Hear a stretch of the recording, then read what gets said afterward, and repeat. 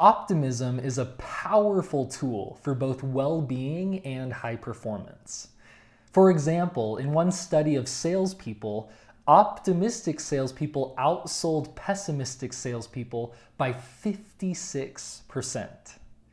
And in another study, students who thought about the happiest day of their lives right before taking a math test significantly outperformed their peers. And then in a third study that I think is so fascinating, doctors were given a set of symptoms to read through and analyze, and their task was to come up with a diagnosis as quickly as possible. And the first group was primed to be happy.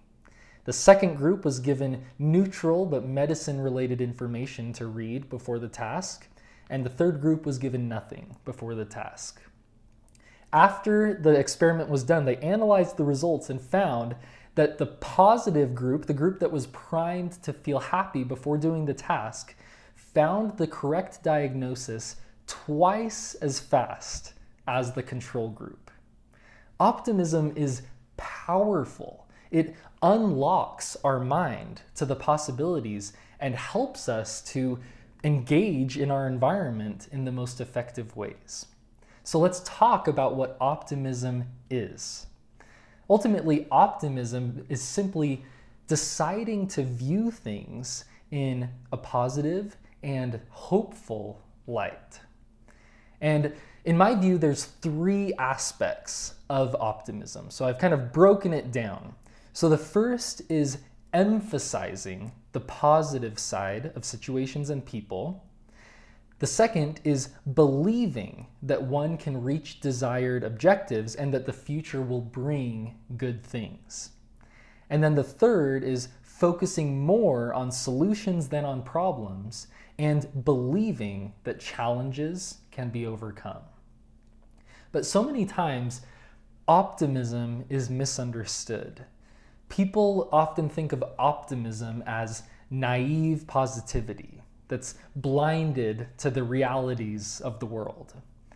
So I think it's crucial that we understand what optimism truly is and what it is not. So I've put together a list to kind of describe the differences of what it is and what it is not. So I'd like to go through that with you.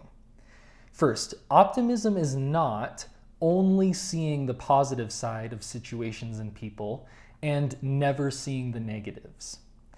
Optimism is emphasizing the positive side of situations and people while being aware of the negatives. Optimism is not ignoring problems, obstacles, or shortcomings. Optimism is facing problems, obstacles, and shortcomings head on and believing that you can overcome them and focusing on solutions. Optimism is not giving only praise and no constructive criticism. Optimism is believing in the potential of others and using both constructive praise and constructive criticism to unleash that potential. Optimism is not having unrealistic expectations of what you can accomplish. Optimism is believing that you can accomplish challenging but realistic goals. So optimism isn't about disconnecting from reality. It's about emphasizing the positive sides of our reality and taking the negative sides and believing that we can improve those. But we don't ignore those, we face them head on. I want to give you 4 tips for cultivating an optimistic mindset because this truly is crucial for high levels of well-being and high levels of performance, as the research I previously cited shows. So, number 1 is shift from casual negativity to casual positivity. It's very normal for conversations to naturally head in a negative way. It's natural for people to just casually talk about negative news, negative things going on in the economy, negative things going on in politics, negative things about the weather. It's very normal and natural for that to happen. It's socially accepted. And for me, for example, I found that when I was at BYU in my undergrad, I noticed so often that in my conversations with other students on campus, things that they would say to me were most often negative. They would talk about how difficult their classes are, or how overwhelmed they are with how much they have to do, or how annoying dating life is, or how freezing cold it is outside. And I just realized that it's interesting that conversations naturally head in that direction so often. And I made an intentional focus to shift from casual negativity to intentional casual positivity. Not in any sort of strange or uncomfortable or self-righteous way, but just incorporate positivity into my natural conversations.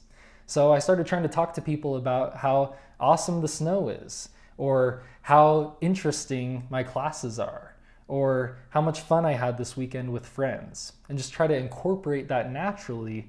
And I found that it made my attitude and outlook so much more optimistic, and it really seemed to boost the mood of those I was interacting with. Sean Aker is a positive psychologist, and he wrote the book, The Happiness Advantage.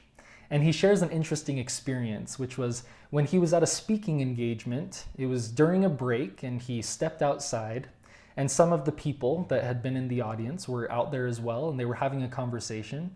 It was a bright, sunny day, and one of them said something along the lines of, "Wow, this is awesome. It's so nice to have such a bright, sunny day." And the other person said something along the lines of, "It is so hot out here." And he just uses that example to highlight the fact that reality is what it is. There's always positives and negatives in our reality, and we get to choose how we view it. And the way that we choose to view it completely alters our perspective of that reality. So shift casual negativity into casual positivity. That's tip number one.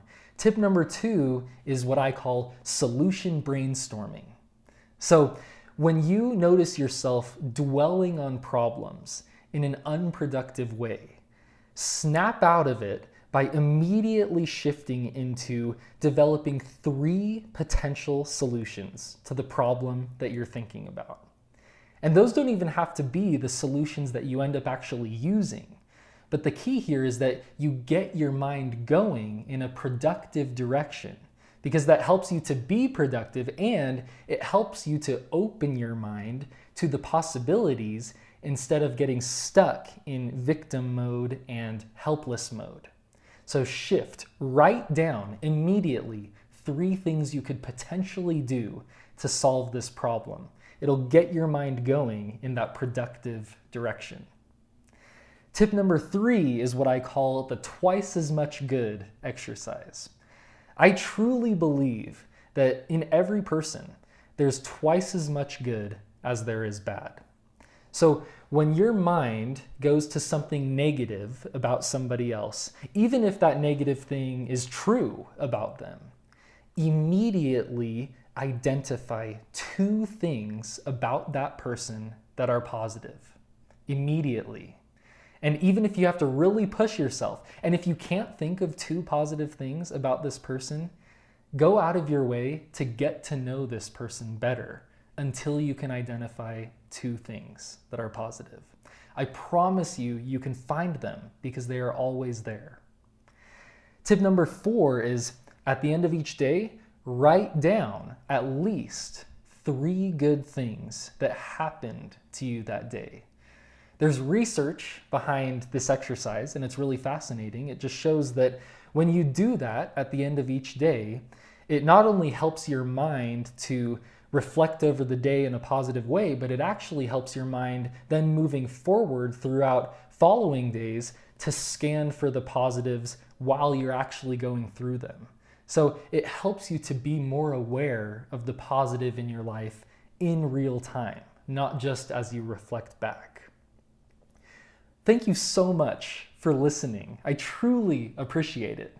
Please make sure to like and subscribe on YouTube and share this podcast with 3 friends so that they can benefit from it too. There's so much good to be shared and we need to share it with others. So share this podcast and please leave a review on Apple Podcasts. That is truly so helpful and thank you so much to all of those who have.